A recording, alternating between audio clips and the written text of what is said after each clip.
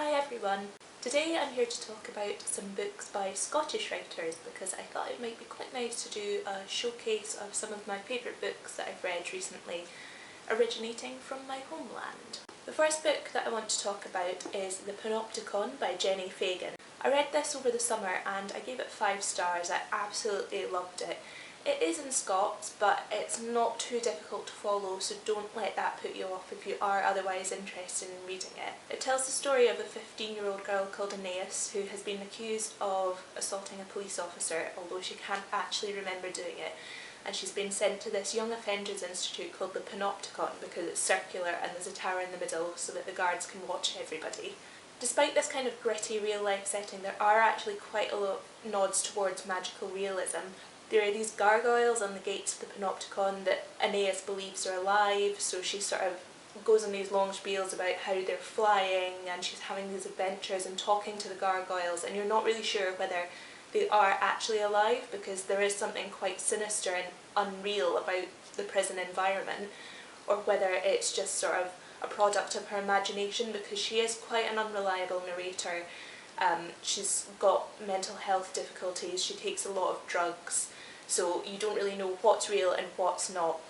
But despite the fact that Aeneas is supposedly a criminal, she is actually a really likeable character. She's got a lot of depth. You can, when you're reading this book, you're aware that she is deeply flawed, but you just can't help but love her anyway. The next book I read last week, and that is Morven Caller by Alan Warner, which has recently been reissued in this vintage edition. It came out in this edition in August, so I snapped it up quite quickly. This one is written in a stream of consciousness style, and it follows the title character Morven Caller after she discovers that her boyfriend has committed suicide. And it's quite disturbing how she goes about her life after that. But I think there is this real sense of you need to question, is she really immoral or is she amoral? Because she seems to live her life according to completely separate rules from the rest of us. She seems to have a completely different moral system. So it makes you think, is she acting in line with her own moral judgments, or is she deliberately trying to go off the rails and be immoral? In that way, it kind of reminded me of the main character Meursault from Camus' The Outsider, which I studied for Advanced Higher French a few years ago, and I really enjoyed that. I thought it raised a lot of really interesting moral issues, and Morven Caller made me feel the same way. So I gave it 4 stars because I really enjoyed that aspect of it. Another thing that is worth mentioning, and I think a lot of people have a problem with this, is the fact that there's no sort of distinct goal. Like, it doesn't really lead anywhere, it doesn't necessarily, there's not really like a climax where like everything goes wrong suddenly and Morven realises that she's like, all her actions have been completely out of line. It's just this incessant wandering, and she goes away and she does this and then she travels somewhere else and she travels somewhere else. And I really liked that because it kind of reminded me, not to sound really pretentious, but it reminded me of this theme that you often get in romantic art and literature and music and all that kind of stuff, where there is this wanderer who has this deep sense of loneliness and they don't know what they're wandering from or what they're wandering to, they just know that they have to keep going and they have to stay on this journey. And it's that kind of theme that influenced things like Schubert's Winterreise song cycle, and I think there's something about that in Morven as well. She just keeps wandering and moving and going to new places. I know a lot of people maybe have an issue with this book because of that, sort of the lack of goal, and also because the writing style can be quite repetitive. For example, there's one line that occurs on every page, or at least every other page, which is, I used the goldish lighter on a silk cut, which she says all the time. Personally, I didn't have an issue with this, but I can see why some people might not like it. It's not for everybody. I would recommend it if you're into unusual narrative styles, unreliable narrators, and you don't mind sort of a lack of goal. You're more interested in character study and character development. I don't actually have a copy of the next book with me because I borrowed it from the library and I read it back in January, and that is Trainspotting by Irvine Welsh.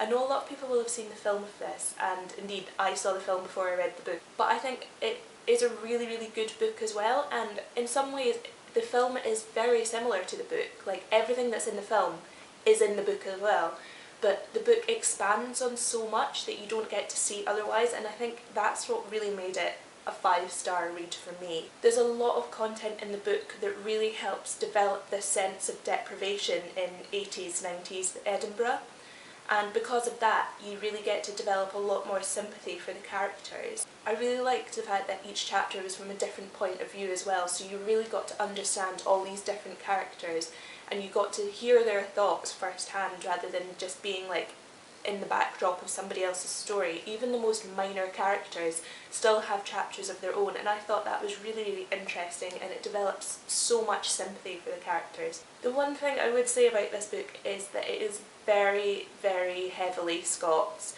so I don't know if that's going to put a few people off. It almost put me off. I wanted to read this book for years, but I just never got around to it because I was like, oh, it'll be really difficult.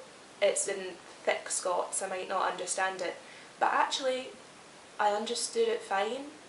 Like, maybe it's just because I'm Scottish. I wouldn't necessarily say that I have like a thick Scottish accent. I don't necessarily use Scots at all in my everyday life, but I still completely understood it. It's worth giving it a go. Like, it's really not as difficult as you think it would be, and you settle into that language very, very quickly. I'm not going to talk too much about the next book because I think if you're watching me, then you're probably watching other booktubers as well, so you will have heard a lot about this book. This book that I'm talking about, of course, is The Dumb House by John Burnside. This is another one that was reissued as part of Vintage's Modern Scottish Classics in the same series as Morgan Caller.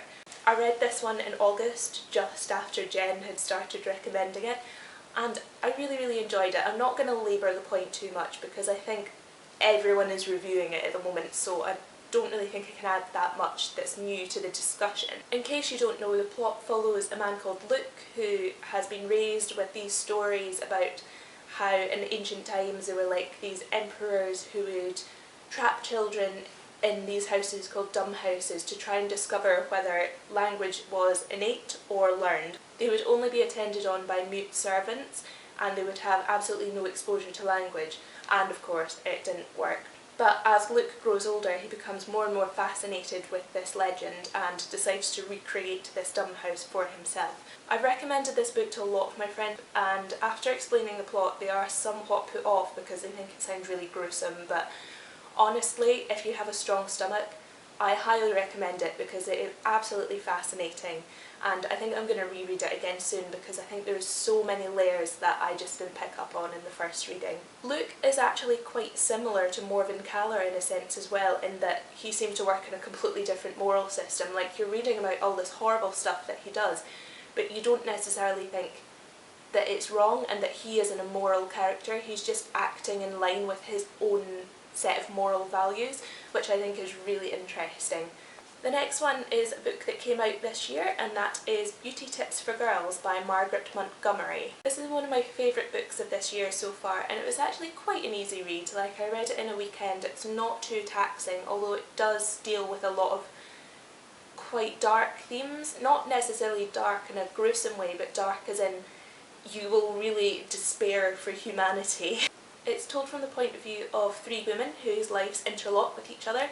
So there is a mother, there is a daughter, and there is the daughter's English teacher, and it alternates between their points of view. Also uses a huge variety of narrative formats to put its message across. So for example, I'll try and find some here.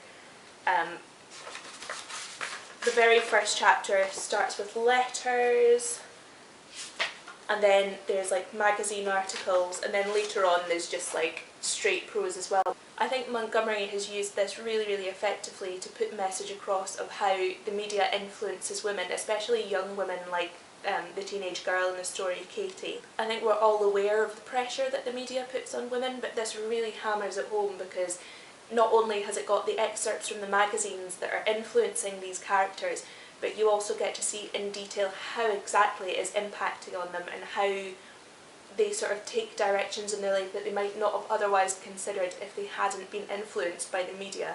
All in all, I really enjoyed it.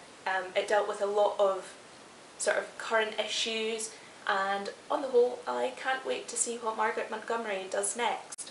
The last book that I'm going to mention is Lanark by Alistair Gray. It says in the inside, Lanark, a modern vision of hell set in the disintegrating cities of Unthank and Glasgow, tells the interwoven stories of Lanark and Duncan Thaw. A work of extraordinary playful imagination, it conveys a profound message, both personal and political, about humankind's inability to love, and yet our compulsion to go on trying. So I think it is actually quite kind of sci-fi fantasy-ish, as well as dealing with like real political themes. Although I'd heard of Alistair Gray and a lot of his other books have been on my TBR for quite some time, for example Poor Things, I've wanted to read that for quite a while now, I hadn't actually heard of Lanark until I was working at the Edinburgh International Festival this summer. Lanark is famously unstageable, but this year they decided to try and stage it for the first time, and it went down a real success. So the premiere of this play was at the International Festival and I was responsible for promoting it. I was speaking to a lot of people about the play, and when I was doing that, a lot of them were saying that they were either reading the book or they had read the book, and everyone had nothing but positive things to say about it. So I thought, I don't have time to go and see the play, I have a very busy schedule, and the play was like 3.5 hours long. So I thought I would get the book instead so that I can work through it at my own pace. It will take a long time to read because it is divided up into 3 books. A Life in 4 books. The play was in 3 acts, the book is in 4. And the font is absolutely tiny. I think it's, it's close to 600 pages long, so it could take me a while to digest it all.